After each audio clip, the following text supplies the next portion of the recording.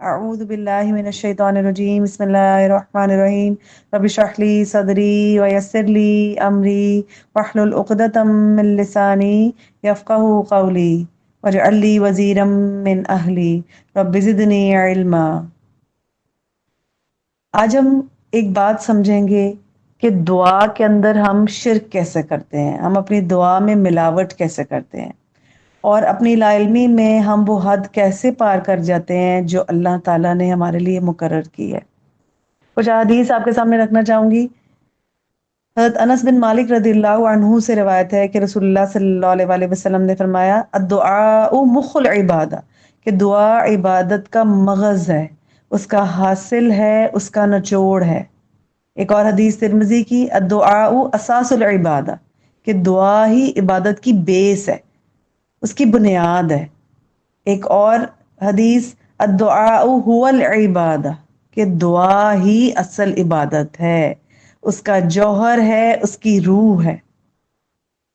سورۃ البقرہ آیت نمبر 186 میں اللہ تعالیٰ نے ہمارے لیے کیا بیان فرمایا؟ بعد اعوذ باللہ من الشیطان الرجیم وَإِذَا سَأَلَكَ عِبَادِي عَنِّي فَإِنِّي قَرِيب، کہ اے میرے نبی جب بھی میرے بندے آپ سے میرے بارے میں سوال کریں تو ان سے کیا کہنا ہے؟ فَإِنِّي قَرِيب، کہ بے شک میں ان کے قریب ہوں۔ اجیب دعوت الداعی اذا دعان، وہ جب بھی مجھے پکاریں گے میں ان کی پکار کا جواب دوں گا۔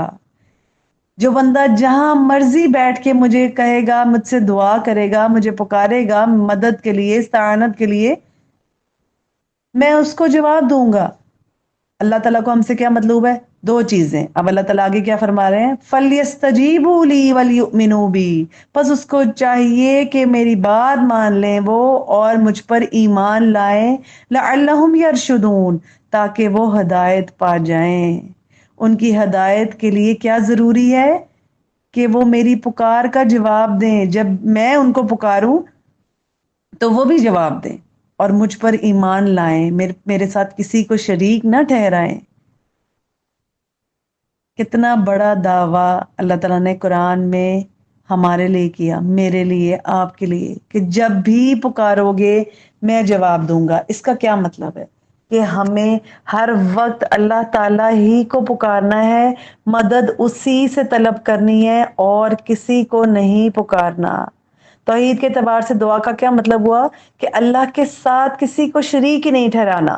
سورۃ الجن میں اللہ تعالیٰ فرما رہے ہیں لا تدعوا مع اللہ احدا، کہ اللہ کے ساتھ کسی کو شریک نہ ٹھہرائیں۔ ایک تو شرک یہ ہو گیا نا کہ کوئی معبودوں کو پکارا ہے، دیوی دیوتاؤں کو پکارا ہے اور اللہ کو پکار ہی نہیں رہا، ایک تو خالص شرک یہ ہو گیا۔ دوسرا شرک کیا ہے؟ کہ اللہ کے ساتھ شریک ٹھہرانا اوروں کو بھی، جو اہل مکہ کیا کرتے تھے، اپنی دیوی دیوتاؤں کو بھی پکارتے تھے۔ خانہ کعبہ کے اندر 360 بت پڑے تھے جن کو رسول اللہ صلی اللہ علیہ وآلہ وسلم نے توڑا تھا۔ اس سے پہلے وہ کیا کرتے تھے؟ اللہ کے ساتھ شریک ٹھہراتے تھے، جس وادی میں جاتے اس کے جن سے پناہ مانگتے کہ ہمیں کچھ نہ کہنا۔ تو آج ہم کیا کر رہے ہیں؟ اگر ہم اپنی صورتحال پہ نگاہ ڈالیں تو آج ہم کیا کر رہے ہیں؟ فلاں پیر کے پاس جا رہے ہیں، وہ کس طرح کہ آپ ہمارے لیے دعا کریں، آپ ہمارے لیے یہ بات اللہ سے کہیں۔ کیوں؟ اس آیت میں جو 186 میں اتنا بڑا دعویٰ اللہ کا کہ تم جب بھی مجھے پکارو گے میں تمہاری پکار کا جواب دوں گا، وہ کہاں گیا اللہ کا وہ دعویٰ؟ اللہ تعالیٰ نے قرآن میں ہر بات حق اور سچ کہی۔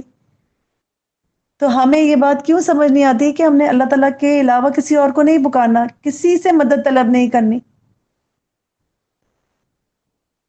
یہ کھلا شرک ہو گیا جب ہم نے اللہ کے ساتھ شریک ٹھہرا لی۔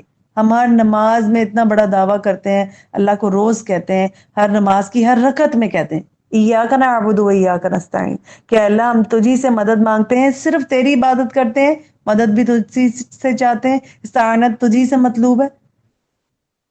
اور پھر ہم روز یہ عہد اللہ سے توڑ دیتے ہیں، اس کے خلاف جاتے ہیں، اس کو نہیں پکارتے۔ ایک بات سمجھنے کی ہے کہ دنیاوی معاملات میں کسی سے مدد مانگنا شرک نہیں ہے۔ ظاہری اسباب اور قوانین اگر اس کے مطابق دنیاوی لحاظ سے ہم ان کے ذریعے سے مانگ سکتے ہیں، جیسے ہم کسی کو کہہ رہے ہیں کہ ایک گلاس پانی پلا دو، یا مجھے کوئی چیز پکڑا دو، یا کچھ بھی، یا ڈاکٹر کے پاس دوائی لینے کے لیے جا رہے ہیں، علاج کروانا سنت ہے، اب ہم پیروں فقیروں کے پاس جا رہے ہیں، اولاد کے لیے جا رہے ہیں، ان درگاہوں پہ سجدے کر رہے ہیں جا جا کے، اور چادریں چڑھا رہے ہیں اور مختلف قسم کی الٹی سیدھی حرکتیں کر رہے ہیں، تو یہ کیا ہے؟ یہ اللہ کے ساتھ ہم شریک ٹھہرا رہے ہیں۔ جب وہ کہہ رہا ہے کہ میں سنوں گا، مجھے پکارو، میں جواب دوں گا تمہاری پکار کا، تو پھر ہم کیسے کسی اور کے پاس جا سکتے ہیں؟ ایک بزرگ انہوں نے کہا کہ دنیاوی معاملات میں بھی اگر آپ کسی سے بار بار مدد مانگیں گے تو یہ شرک کی طرف چلا جائے گا۔ ایک بات آپ نے اس کو کہہ دی کہ مجھے یہ چاہیے تو میری مدد کر سکتے ہو تو کر دو، بار بار کہنا، بار بار جتانا، تو یہ بھی شرک میں شامل ہو جائے گا۔ ہاں، یاد دہانی کے لیے آپ اس کو 1 سے 2 بار کہہ سکتے ہیں، لیکن اس کے بعد تیسری بار توقع رکھیں کہ صرف یہی میرا کام کروا سکتا ہے، تو بھی ہم نے شرک کر دیا۔ تو حقیقی کارساز کون ہے؟ پھر وہ صرف اللہ تعالیٰ ہے اور کوئی بھی نہیں ہے۔ رسول اللہ صلی اللہ علیہ وسلم کا کیا طریقہ تھا کہ اگر سواری پر سوار ہوتے اور ان کی چھڑی بھی ان کے ہاتھ سے گر جاتی تو وہ اتر کر اس کو خود اٹھاتے، کسی سے مدد نہیں طلب کرتے تھے۔ اور صحابہ رضی اللہ عنہم کا کیا طریقہ تھا کہ وہ جوتے کا تسمہ بھی ٹوٹ جاتا تو اللہ سے مدد مانگتے تھے۔ تو اپنے نفس کو اس چیز کا پابند بنانا ہے کہ وہ اللہ کے علاوہ کسی کے ساتھ بھی مدد کی درخواست نہ کرے۔ اور یاد رکھیں کہ دنیاوی اسباب کے تحت دوسروں سے مدد مانگنے کی اجازت ہے، لیکن غیبی مدد صرف اور صرف اللہ تعالیٰ سے طلب کرنی ہے۔ کوئی بزرگ، کوئی ولی، کوئی فرشتہ، کوئی انبیاء کی ارواح، کسی سے مدد نہیں مانگنا۔ لوگ ایسے کرتے ہیں، لیکن ہمیں اس بات پر مضبوطی سے قائم رہنا ہے کہ اللہ کے علاوہ کسی سے مدد نہیں مانگنی۔ پورے قرآن کا نچوڑ کیا ہے؟ توحید، عقائد کو مضبوط بنایا گیا تھا۔ ایمان صرف اللہ پر، مدد صرف اللہ سے، اور کوئی اس بات کا مستحق ہی نہیں ہے کہ ہم اس سے مدد طلب کر سکیں، صرف اور صرف اللہ ہی کی مدد۔ آخر دعوانا ان الحمد للہ رب العالمین۔ السلام علیکم ورحمۃ اللہ وبرکاتہ۔